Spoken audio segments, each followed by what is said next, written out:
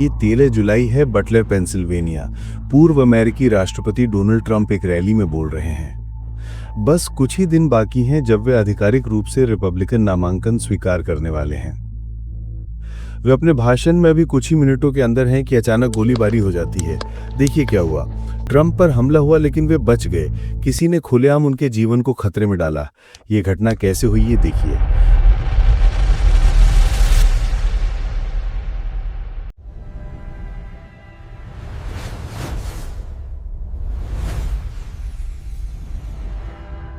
जब ये वीडियो जारी किया जा रहा है तब तक नई जानकारी आ भी सकती है। ये गरम दम घोटू शाम है जब यहाँ हजारों लोग इकट्ठा हुए हैं। ट्रंप को देखने के लिए पेंसिल्वेनिया 6 अहम स्विंग राज्यों में से एक है जो अगले राष्ट्रपति चुनाव में जीत सुनिश्चित करने में मदद करेगा। बटलर ज़्यादातर रिपब्लिकन झुकाव वाला इलाका है और ये एक नीला गाड़ी वाला शहर है। यहाँ भीड़ बहुत बड़ी है, बहुत बड़ी और खूबसूरत भीड़ है। वो अपने समर्थकों से घिरे हुए हैं। ज़्यादातर लोग स्टेज के सामने खड़े या बैठे हैं। कुछ लोग बीच और दोनों तरफ के ब्लीचर्स पर बैठे हैं।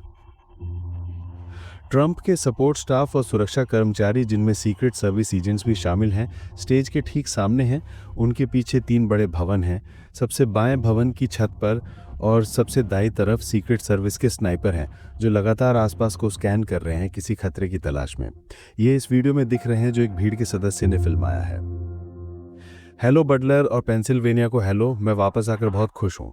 ट्रंप अपनी स्पीच शुरू करते हैं। सब कुछ सामान्य लगता है। वो दाईं ओर मुड़ते हैं और सीमा पार करने वाले लोगों के आंकड़े दिखाने वाले चार्ट की ओर इशारा करते हैं।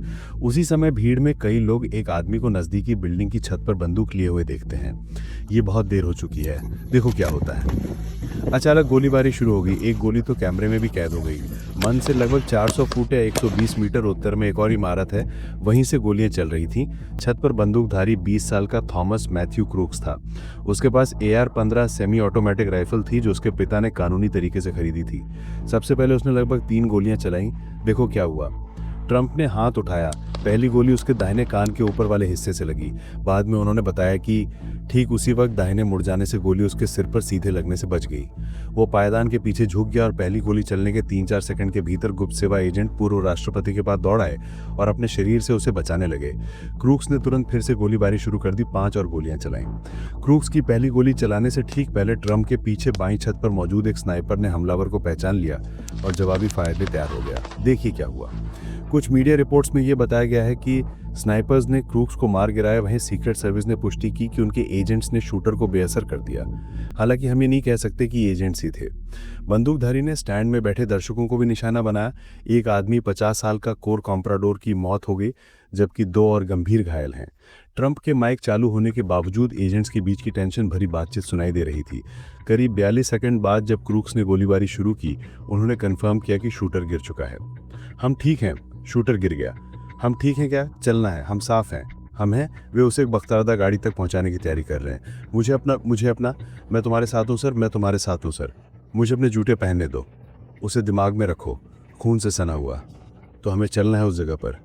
मुझे अपना ठीक है, संभल के। रुको रुको रुको। लगभग 75 सेकंड बाद जमीन पर झुकने के बाद ट्रंप अपना मुट्ठी उठाते हैं और मुंह से कहते हैं, लड़ो लड़ो लड़ो। ये फोटो तुरंत पूरी दुनिया में फैल जाती है। भीड़ पूर्व राष्ट्रपति के लिए जयकारा करने लगती है जब वे मंच छोड़ते हैं। ट्रंप को खून बहता हुआ तुरंत अस्पताल ले जाया गया। उसी रात उसे न्यू जर्सी उड़ाया गया। वो ठीक लग रहे हैं। अभी कई सवाल हैं जिनका जवाब हमारे पास नहीं है। आखिर सुरक्षा बल हमले को रोक क्यों नहीं पाए? एक्स पर हुई जांच से पता चलता है कि ट्रंप के पीछे छत पर मौजूद स्नाइपर शायद आगे किसी खतरे की तलाश में थे और ये छत शायद दूसरे कानून प्रवर्तन एजेंट्स की जिम्मेदारी थी। हम ये कंफर्म नहीं कर पाए। हमारे लोग इस बिल्डिंग पर चढ़ क्यों नहीं सके? क्या था वजह? क्रूक्स का मकसद पेंसिल्वेनिया की पब्लिक कोर्ट रिकॉर्ड्स में कोई क्रिमिनल हिस्ट्री नहीं थी। न्यूयॉर्क टाइम्स ने क्रूक्स का वोटर रजिस्ट्रेशन रिकॉर्ड पाया जिसमें दिखाया गया कि वह एक रिपब्लिकन के तौर पर रजिस्टर्ड था। साथ ही उन्होंने ये भी पाया कि उसने 2021 में एक डेमोक्रेटिक डोनेशन प्लेटफॉर्म के जरिए एक लिबरल वोटर टर्नआउट ग्रुप को $15 दान किए थे। वो एक किचन वर्कर था और लोकल शूटिंग क्लब का मेंबर था। FBI को उसकी कार और घर में संदिग्ध उपकरण मिले हैं जिन्हें एजेंसी इस रिकॉर्डिंग के समय जांच रही है। जांच जारी है और हर मिनट नई जानकारी सामने आ रही है। राष्ट्रपति बाइडेन और दुनिया भर के कई नेता इस हमले और राजनीतिक हिंसा की कड़ी निंदा कर रहे हैं। ट्रंप की खून से सनी लेकिन हिम्मत वाली तस्वीर जिसमें वे अमेरिकी झंडे के सामने मुट्ठी उठाए खड़े हैं, उनकी पुनः चुनाव अभियान में एक ताकतवर प्रतीक बन जाएगी।